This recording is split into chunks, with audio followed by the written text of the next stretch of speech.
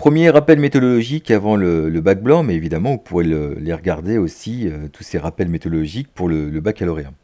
Les pourcentages de répartition. Alors, les pourcentages de répartition, ce sont ceux que vous avez appris il y a bien longtemps au collège, mais ils posent toujours des problèmes, soit pour les lire, pour les transformer, pour les interpréter, etc., etc. Alors, on commence doucement avec la lecture des pourcentages de répartition. Si vous avez de la chance, vous allez tomber sur un document comme celui-là. Pourquoi je parle de chance? Parce que quand on additionne les données, ça peut faire 100%. Rappelez-vous, il faut toujours regarder le titre. Ici, le titre, c'est une question de sondage. Avez-vous le sentiment d'appartenir à une classe sociale? Si oui, laquelle? Et on fait ce sondage en 1966, en 2000, en 2015, etc. Et donc, en 1966, 39%, on sait que c'est en pourcentage, hein, c'est bien marqué ici, 39%, mais 39% de quoi? C'est ce qu'il faut trouver. Répond a priori non. 39% de ceux qui ont répondu au sondage, c'est-à-dire des sondés. Donc en 1966, 39% des sondés avaient considéré qu'ils n'avaient pas de sentiment d'appartenance à une classe sociale, ce qui veut dire que 61% des sondés pensaient qu'ils avaient le sentiment d'appartenir à une classe sociale. Alors c'est un tableau qui est intéressant parce que va nous permettre de faire des comparaisons et puis ici de voir quel est le sentiment d'appartenance le plus partagé dans la population en 1966. Et on regarde simplement quel est le chiffre, quel est le nombre, excusez-moi, ou la donnée chiffrée la plus élevée. Ici, c'est 23%. 23% des sondés considéraient qu'ils appartenaient à la classe ouvrière. Et c'est intéressant parce qu'on voit qu'il y a une évolution. On tombe à 6% en 2015. Par contre, 13% des sondés considéraient qu'ils appartenaient à la classe moyenne en 1966, pour 38% en 2015. Donc c'est un tableau qui nous permettrait de montrer qu'il y a, je ne sais pas, par exemple une sorte de disparition des classes sociales au sens marxiste du terme, c'est-à-dire avec un sens basé sur l'exploitation. Les moyens n'ont pas nécessairement le sentiment d'être exploités. Mais surtout ce qui nous intéresse, c'est le modèle de phrase. Moi j'ai mis 61% des sondés considéraient qu'ils appartenaient à une classe sociale. Et le modèle de phrase que vous devez retenir, c'est le suivant. Il faut toujours chercher à faire les phrases les plus simples possibles. Vous commencez par le pourcentage, 61%. Vous continuez sur le total, 61% des sondés. Et qu'est-ce qu'ils ont? Quelle est leur caractéristique? Considérer qu'ils appartenaient à une classe sociale. Alors, si vous avez un peu moins de chance, vous allez tomber sur des tableaux pour lesquels l'addition ne fait pas 100%. Ici, alors qu'est-ce que ça veut dire? C'est l'équipement des ménages en 1997 et en 2016. On a l'équipement en téléphone portable, on a l'équipement en micro-ordinateur, et puis on a ce que ça donne pour les années 97 ici, par catégorie sociale, par PCS, et on a ce que ça donne en 2016, toujours par PCS.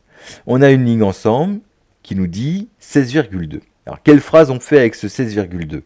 Bon, on va considérer que ce sont les Français, on n'a pas le nombre de sondés, on n'a qu'à dire que 16,2% de quoi? Des Français étaient équipés en téléphone portable en 1997.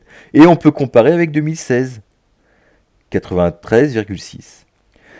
Et soit vous allez comparer ce que ça donne par catégorie par rapport à cette moyenne, soit vous allez comparer ce que ça donne par catégorie par rapport aux autres catégories. Alors par exemple, on pourrait dire en 97 que 32,2% des ménages de cadres étaient équipés en téléphone portable par rapport à 16,2% des ménages en France, ou par rapport à 10,6% des ménages ouvriers français. D'accord? Alors, ce qu'on attend de vous, c'est quand même que vous fassiez des mesures. Alors imaginons que l'on travaille sur cette comparaison entre les cadres et les ouvriers. 32,2 moins 10,6, ça fait, faut pas que je me trompe, 21,6. Quelle phrase on va faire avec ce 21,6? Et c'est là que vous avez tendance à faire des erreurs. Moi, ce que je vous invite à faire, c'est ça. C'est d'être précis dans vos phrases, ça fait des grandes phrases, puis ça vous fait gagner de la place aussi sur vos copies, et puis surtout, ça fait en sorte que vous soyez précis. Donc j'ai dit, le pourcentage de ménages de cadres qui étaient équipés en téléphone portable était supérieur de 21,6 points de pourcentage au pourcentage de ménages d'ouvriers qui étaient équipés. Quand vous soustrayez des pourcentages entre eux. Ça ne donne pas des pourcentages, cela donne des points de pourcentage. Et entre parenthèses, ce tableau, il est très intéressant aussi, parce qu'il montre que, évidemment, il peut y avoir des petites différences. Là, il y avait une belle différence à la rigueur sur l'équipement téléphone portable en 97. On voit que les écarts se sont considérablement réduits entre PCS, ce qui aurait tendance à montrer qu'il y a une disparition des classes sociales avec une homogénéisation des modes de vie, et que la véritable différence pourrait se faire par génération, puisque les retraités, eux, sont très peu équipés. Et je pense qu'on peut retrouver à peu près la même chose avec les micro-ordinateurs. Et puis, dernier point, vous allez aussi peut-être être confronté à des graphiques ou des tableaux où l'on observe les pourcentages dans le temps. Alors par exemple ici, on a l'évolution de la part de l'emploi selon les secteurs d'activité. N'oubliez pas, les services, c'est le secteur tertiaire. L'industrie appartient au secteur secondaire. Et l'agriculture, c'est le secteur primaire. Et je pense qu'ils ont simplifié un petit peu parce que dans l'industrie, on a aussi la construction. Et donc voilà.